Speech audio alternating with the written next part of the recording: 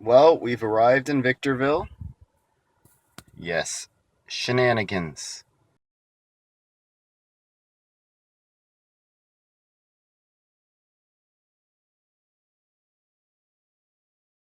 Nobody here at the one Chatamo and two dual port.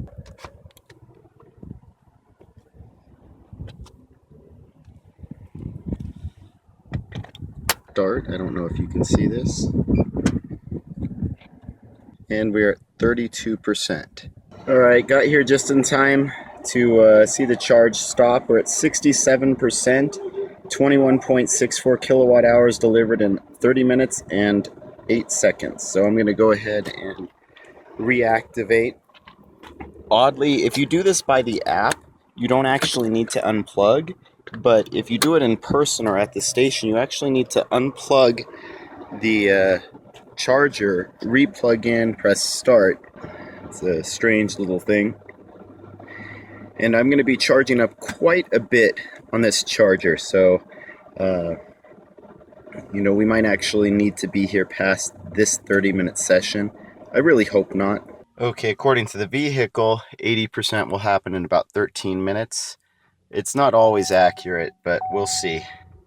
Yeah, still charging at close to 38, 39 kilowatts. So you might be wondering what I'm doing out here on Super Bowl Sunday. Well, I'm actually going to be heading out to Baker. So EVgo's Baker charger isn't finished yet, but I'm still going to go out there because I want to address something that I've seen. So if you'll notice right now, I'm already pretty high up in the state of charge, down to 24 kilowatts that I'm charging at. And the reason for that is, if you'll notice, my minimum estimated range is 126 miles. I'm probably likely to hit closer to the 184, but I'm not going to take any chances because I've done this drive several times before, and the return trip to Victorville from Las Vegas it's of all of the times that I've run into near empty batteries and having to stop at a fast charger, this is the one. This is a trip that happens the most often in. I'll be illustrating this in terms of how much energy it takes me to move out there. When I get out there, how much energy it took, the efficiency, and then the efficiency coming back. So that's what I think I'm going to illustrate in this video, just to kind of show you guys what you need to worry about. Pretty much every small battery vehicle is going to have to recharge here in Victorville. As you can see, I'm already down to 16 kilowatt charging. I'm going to continue charging for a while. My middle indicator needs to be at least 200 miles before I'll feel comfortable. And again, this is under ideal conditions. All right, so we just ended. As you'll see, it's 198 miles estimated. I think that's enough for me to risk it now. We were down to about 15 kilowatts charging. So again, though, I reset this back to zero. We're starting at 39.2 kilowatts. According to this, we're up to 86%. We added 12.61 kilowatt hours in that last 31 minutes and 26 seconds. As far as this drive is concerned, like I said, the conditions are ideal. But I'm going to go the posted speed limit. You'll be able to see basically what the efficiency is at 70 miles an hour. And then again, I'll reserve the right to slow down on the return trip if it means I'm not going to make it. All right, so I sped up the video here as I'm driving out to Baker. And you'll notice as I get onto the freeway, I get immediately up to freeway speed at 70 miles an hour. And pretty much the only vehicles at this point that you'll see me pass are semis. There is some construction where I had to slow down to about 60 miles an hour, but that's about it. Now, heading out of Victorville, there is a initial climb that you have to get up over an elevation increase, and that's why you'll see a dip in the efficiency, but then pretty much after that, it's very efficient driving, even at 70 miles an hour, because you're going to have an overall elevation decrease of about 2,000 feet going from Victorville into Baker. Now, for the Bolt EV, Victorville right now is the gateway charger. Pretty much anywhere you're going to go east from Los Angeles in the Bolt EV, you're going to need to stop at Victorville because there's a dearth of chargers after that. So whether you're going to Las Vegas, driving to the Grand Canyon, driving up to the Grand Tetons, it doesn't matter. You're going to need to stop at Victorville. The Baker charger is going to allow the Bolt EV to bypass Victorville. However, most electric vehicles are still going to need to stop there, including the new Nissan Leaf. That is part of the point that I'm trying to make with this video is I've seen a number of people on PlugShare referring to this Baker charger as now it's going to allow small battery vehicles to make the trip from Los Angeles into Las Vegas. What's implied by that is they're saying it's going to be as easy and fast as it would be if they were in an internal combustion vehicle. Or at least with the fast charging, they would be able to drive the speeds that they're normally used to driving. And I do not think that's actually the case. As you can see, I'm being passed by a number of vehicles. Just to maintain a safe speed on this freeway, I'm actually pushing it even being 70 miles an hour. You pretty much have to stay in the slow lane for 90 to 95% of your driving. And it can actually create a dangerous situation often when you're trying to pass even slower moving vehicles because you have vehicles that are coming up behind you doing 80 to 90 miles an hour. Now, I'm not condoning breaking the speed limit, but to drive safely, you are going to need to be able to maintain a safe freeway speed.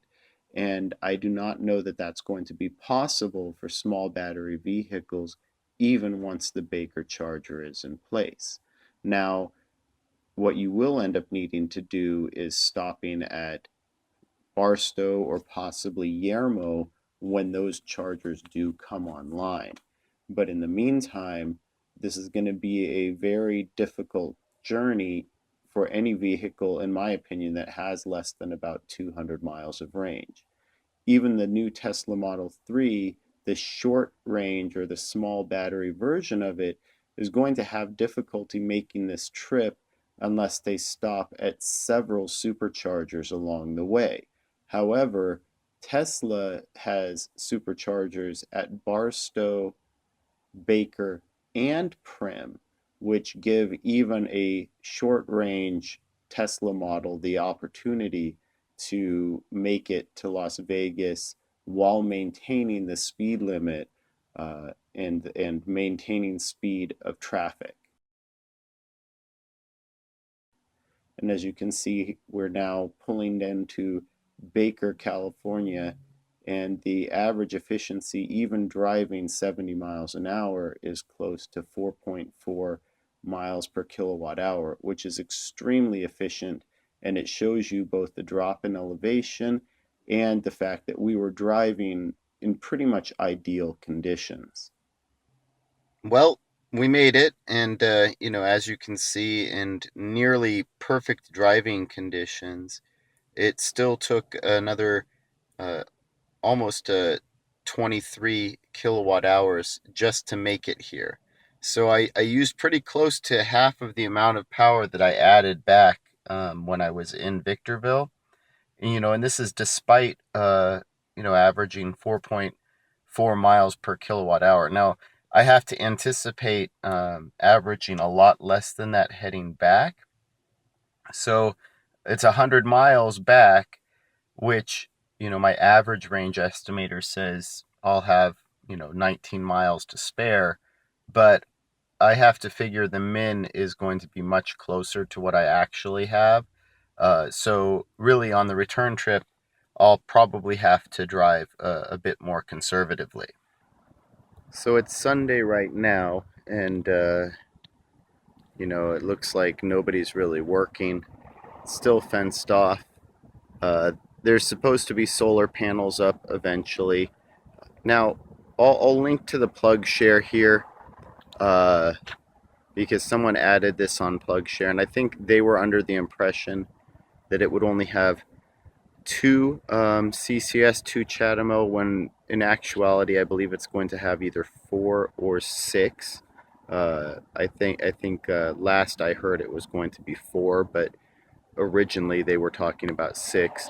But really, part of why I'm doing this video and including the trip here and back is because I want to illustrate something. I noticed within a few days of this going up on PlugShare that there were several people commenting that, okay, now I can bring my short range electric vehicle and drive it to Las Vegas. And I would caution against that, and relying on this. And this isn't to be elitist, but I don't believe that this charger is really meant for small battery electric vehicles. Uh, even even the benefit that the new 150-mile Nissan Leaf will see out of this is going to be minimal. And I'll illustrate that in my trip. The next closest DC fast charger is 100 miles away. So getting here on Highway 15, which is a 70-mile-an-hour freeway, is going to be hard enough. But then the other thing is Baker, here with the world's tallest thermometer, it's the gateway to Death Valley. So if you know anything about Death Valley is below sea level. So it's a net elevation loss coming here. So I worry that people are going to get a false sense of confidence. Going downhill, it took 23 kilowatt hours in the Bolt EV, and like I said, nearly ideal driving conditions, and that's just barely keeping up with the speed of traffic. So what you're going to see is the return trip is going to require a lot more energy, and I'm actually going to have to go slower because I don't want to get stranded. So what you're going to end up with is a lot of these short range electric vehicles, they'll end up stopping here in Baker and tying up this charger or one of the ports on this charger for over an hour. And even then, under harsh conditions or with a load of passengers or with extra cargo, 100% charge in a lot of this small battery electric vehicles will not be enough to get you back to Victorville. And then, of course, if you remember from Victorville, there's only one CCS and two CHAdeMO ports. So then that becomes the bottleneck now. And so this is going to be a big concern, because small battery electric vehicles are going to need a lot more infrastructure than just this to make regular trips to Las Vegas, because now you're going to have backups in Victorville and you'll have backups here, where this charger is really designed for bigger battery electric vehicles, like the Bolt EV or the Jaguar I-Pace or the new Porsche Mission E. And so those vehicles will all be able to make it here possibly without any other stops, stop for 30 minutes and then make it to Vegas, and likewise on the return trip, stop for 30 to 45 minutes and then bypass Victorville. So if enough small battery electric vehicles try to use this charger to make it to Las Vegas, I anticipate people getting stranded because they don't account for the elevation increase getting back to Victorville, harsher conditions, added weight in their electric vehicle, cargo or whatnot. But on top of it, even if they are anticipating that, these chargers are really meant so that you're only tying them up for 30, 40, 45 minutes at most, not to be here for an hour or an hour and a half while you eke out the last bit of electricity you need. And it really does defeat the purpose of a fast charger in the first place. So anyway, yeah, I just thought I would mention that nice little update. I think the last I heard, EVgo is anticipating opening this sometime in March. I'm sure there will be a probably some sort of a ribbon cutting ceremony, or there'll at least be some sort of publication about it. I hope I can be here. You know, maybe I'll reach out to EVgo, or maybe hopefully um, they'll reach out to me. But I would love to be here for the ribbon cutting ceremony if they have one. Um, but anyway, yeah, so they're anticipating March, which I think is also in line with when the Jaguar I-Pace is actually going to start going on sale. So, you know, the timing for this couldn't come sooner. So, just as a matter of contrast, while I'm here in Baker, uh, this is another one of Tesla's supercharger locations. So, I'm stopping by, getting myself a little DQ, and this is a 40 stall, very similar to what they did in Kettleman City, but in this case, and I'm fine with this. They don't actually have any facilities here themselves, but they really don't need them because they're right next to a nice Shell station that has like a Dairy Queen. There's a Tapioca Express, but just for perspective, and this is kind of the issue that I have with EVgo is this place wasn't even under construction when EVgo started their Baker charger, and you can just see all of the cabinets here for the different chargers. Um, but they weren't even breaking ground here at this Tesla location when EVgo started their Baker location. So I know EVgo said, "Oh, we ran into delays and whatnot," but there's really no excuse for Tesla to be able to install 40 stalls here at Baker in the same amount of time. Or in less time than it takes EVgo to implement a 4 or a 6 charger location. Now, I'm not going to complain about either of them, but it would be much nicer if they actually sped up the process a bit. So, I'm, I'm sorry. Oh, don't worry, don't worry. I'm just. Are you you parked here? Are you charging here, or are you just? Oh, okay, okay. Yeah, it's your Model 3. Nice, nice. How are you enjoying it? I love it. We love it. Yeah, perfect. Well, I have my own app Model S, but this one is amazingly better than Model S, to be honest with you. Oh, well, I mean, yeah, that's the thing is, yeah, I figure you have to already have a Tesla, right, to have gotten it by now, or? Yeah, earlier, yeah. Yeah, yeah, yeah. So, no, it's a sweet looking ride. Congratulations. It's doing better, to be honest. Oh, yeah, perfect. Well, have a good one. You heading to Vegas, or you heading back? We're going back to LA. All right. Good luck. All right. So yeah. So anyway, nice Model 3 owner, and anyway, like I said, EVgo can learn a lesson or two. But all right, and 38 stalls, about to be 39 stalls open. So swing on by, get yourself a charge. So I decided to take a bit of a longer route out and swing by the Tesla supercharger so you could get a better view as I drove out. Now, I didn't like the amount of energy usage I had seen heading into Baker. It was 22.5 kilowatt hours, and a lot of that efficiency was due to the net 2,000 foot elevation decrease. So I was having to account for that additional energy heading back. So for a vehicle like the Bolt EV, and a lot of the other electric vehicles will be similar to this, it requires an additional 1.5 kilowatt hours of energy to increase 1,000 feet in elevation.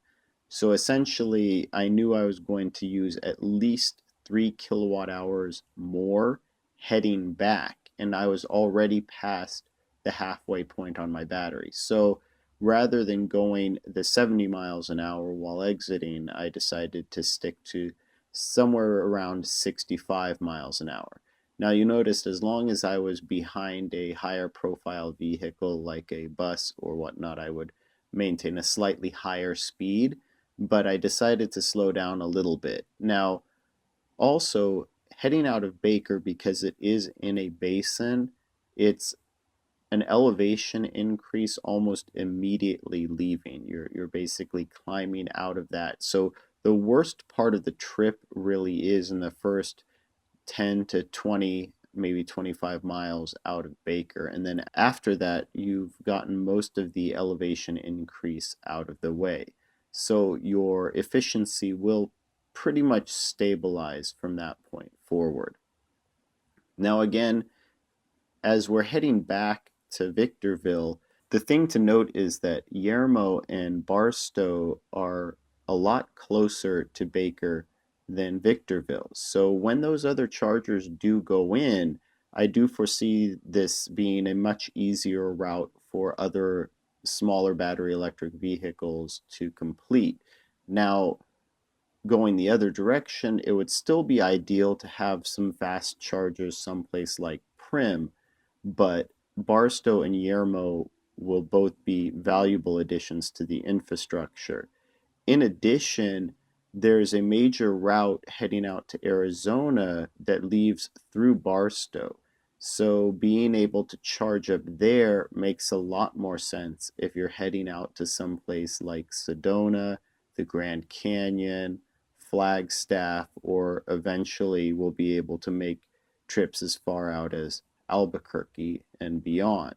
But again, I want to emphasize, as you see me driving, really, I'm only passing slower moving vehicles. And this is where, even at 65 miles an hour, I had to be very, very cautious because the vehicles returning from Las Vegas tend to be exceeding the posted speed limit by at least 10 to 15 miles an hour.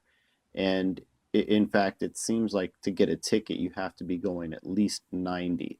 So if you're driving 65 miles an hour, you really do need to hang out in the slow lane.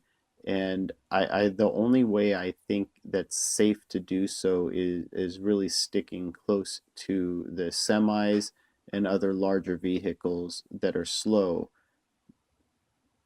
And again, this is an emphasis that I need to make, is that with small battery electric vehicles, if the point is to drive quickly as well as drive on electricity, the Baker charger still might not be enough to meet that need.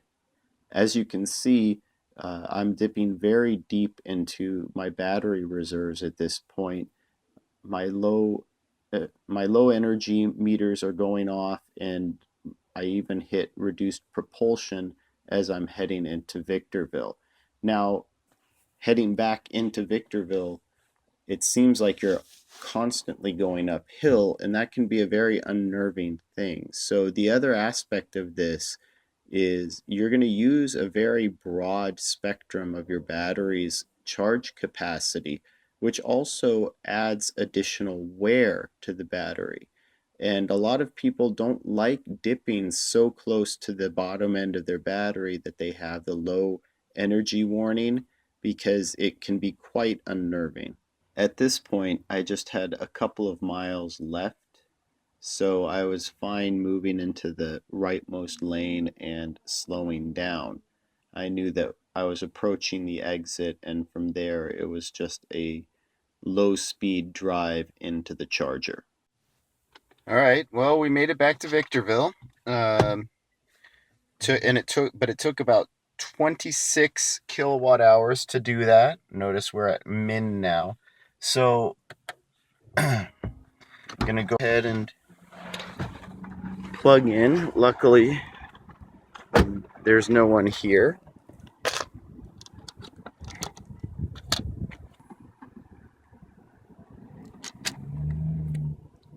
Grab our little 50 kilowatt. Dun, dun, dun, dun.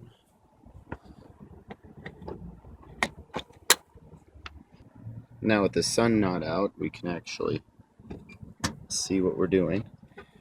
And yeah, we should be, I think, a little under 5% now. Oh, yeah, 2%. Okay. Anyway, so we're here. We made it, and deal with it. So I just wanted to do a little bit of a debrief, right? So uh, what I was trying to illustrate is even though driving back at a slower speed, so we were doing about 65 for most of the trip back, um, we still used significantly more energy, almost, it appears like almost 4 kilowatt hours more energy on the return trip. Like I said, even doing about 5 miles an hour slower. And the conditions are near ideal. It's cooled down to 60 degrees, but really that's only been in the last 15 or 20 minutes. For most of the trip back, it was in the mid 60s to low 70s. So if you have a small battery electric vehicle or even the Bolt EV, um, don't necessarily count on the Baker charger being all you'll need, to drive back and forth from Los Angeles to Las Vegas, like you maybe would in an internal combustion car, right? So, and it seems a bit ironic, but it actually takes more energy to drive from Victorville to Baker and then back to Victorville than it does to drive from Victorville straight through to Las Vegas. So from where we were in Baker, I could have just headed out and made it to Las Vegas no problem. It wouldn't have been anywhere near this low on the state of charge. I would have rolled into Las Vegas pretty easily, hooked up to one of any number of DC fast chargers they have there, and just went from there. But it's actually more difficult to just turn around from Baker and head back. Now, I'm about the only one who does that, uh, but think about it from the perspective of a small battery electric vehicle. If you're heading to Las Vegas, you make a stop here in Victorville. As long as one of the two chargers is available, right? As long as you have access to a charger and you're not waiting in line, but you charge up here, you still need to charge to at least 80% on pretty much any small battery electric vehicle, maybe 90%. Then from there you can head to Baker, and in Baker you're going to need to charge up to at least 80% again, and from there you'll be able to make it into Vegas no problem. But it's the return trip. So you're going to have to leave Vegas with nearly a full charge. You'll stop in Baker, but in Baker you're going to need to charge back to close to 100% again. And if it's anything other than ideal conditions, I don't know if you'll be able to make it. Uh, like I said, I have relatively little cargo. It's just me, nothing loading down in the back seats or anything of that nature. Just some camera equipment and me, right? And look how much energy it took to get back uphill back to Victorville. So if you have passengers, if you're running the air conditioning, if it's windy like it can get, um, if it's cold like it can get, it's no, this was nowhere near cold. If it's over 100 degrees like it can get, and you're running the air conditioner, so all of those factors, just consider that. The Baker charger is going to help, but uh, for small battery electric vehicles, it's you still might need to wait for some of those chargers to go in Yermo and Barstow. And truth be told, for a Bolt EV driver, if you're coming from Los Angeles, it'll probably be better for you to stop in Barstow or Yermo, instead of Baker. Just stop for 30 minutes and you'll be able to make it to Vegas. On the return trip, you probably want to stop at Baker, for 45 minutes, because that lets you get bypass everybody else. But yeah, so I just wanted to sort of do a debrief and sort of explain what I see as kind of the state of things with the fast charging network. You know, again, here we are in Victorville, a great charger, but until EVgo adds a second CCS, um, you know, I don't know. This is going to be a pretty nasty bottleneck. So I hope you guys found that useful. I'm just, like I said, I'm concerned. I don't want people to think that just because you have the Baker charger that now it's a, you know, even with the small battery vehicle, it's going to be easy to just um, make it back and forth to Vegas.